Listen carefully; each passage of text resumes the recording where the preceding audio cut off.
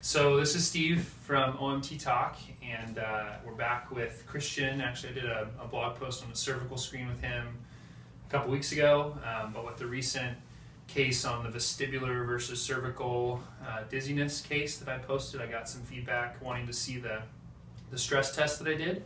So we're going to go ahead and show those first. The first way that I approach ligamentous stress tests with the neck is to do the least provocative first. Because from a clinical reasoning standpoint, if you go in and do the most aggravating one first, it may flare them up, and then all the subsequent tests will be heavily guarded, and you may get some false positives there. So the ligaments of the neck essentially hold the motion segments together and prevent traction. So what I do first is I do just a very general, non-specific traction, just like you would do a mobilization, for mechanical neck pain. So I just hold the neck like this. The base of the skull is right in my hand. I reinforce that with my other hand, and then just apply a vertical traction to the neck. So go ahead and relax your head in my hands. And you don't need much pressure. If it's positive, if they've had a whiplash and they have some sort of ligamentous integrity issue, this might pick it up, and that will kind of key you in. Wow, even with a non-specific technique, this is a really acute neck. A lot of times this will feel good, like with the case the other day, the patient felt good with this. It wasn't until I started doing the more specific and more provocative tests that things started to show themselves. So that's just general non-specific traction of the neck. The next one I do is I do the transverse ligament. Now I know you can do sharp purser, which is done in sitting. That's a two-part test where they flex forward, and if the transverse ligament is not functioning right, they will get symptoms like Lermite sign, right? The electric shock down the back, paresthesias, all that bad stuff. And then by stabilizing C2 and pushing back on the forehead, you will relocate C1 on C2, thus taking the symptoms away. That would be a positive test for the sharp purser. That can be done. Since the patient's already in supine though with the traction, I do it a different way. What I do is I find the posterior arch of the atlas, right? So if you find C2, spinous process, just go right above that. It's in between the nuchal line and C2.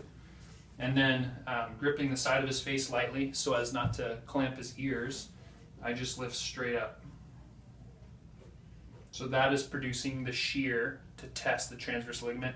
This would be symptom producing rather than symptom relieving.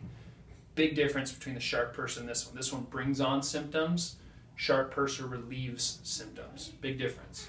So this would bring on symptoms like a lump in the throat, lip tingling, paresthesias, all that kind of bad stuff. From there, you can do an alar ligament stress test where you use a finger grip like this, key grip, to hold C2, and then if you side bend the head, you should feel immediate pressure into your finger if the alar ligament is intact on the opposite side. So there's not a lot of give here, it's negative, and not a lot of give here, negative. Now, anatomically, people can have a different orientation of their alar ligaments in space. So if I'm the dens, they can go straight out, okay, in which case they'd be tested in neutral and you would feel the tautness. They can go forward, in which case it'd be different. You'd have to extend a little bit or flex, actually one way or the other, whether they're actually oriented backward or forward. So you need to kind of play with it. And if you notice a difference in neutral, check it in flexion and extension. If it's still loose, positive. If it tightens, that could just be their anatomy.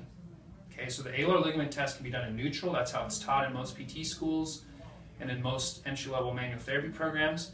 But testing it in flexion and extension will pick out if they have an anatomical difference that's giving you a false positive.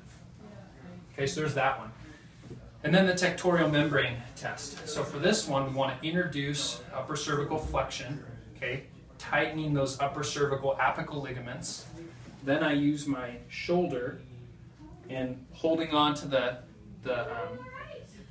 base of the skull, produce traction.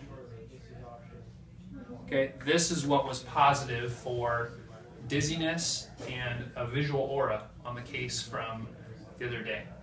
And with this, you want to hold it a little bit longer to allow for all the elasticity in the ligament to come out, and so you get into the plastic zone. So little upper cervical flexion, get them in a chin tuck. I cue them by saying nod yes for me, reinforce that with your shoulder, and then you produce the traction. Okay? Thanks for watching, everybody.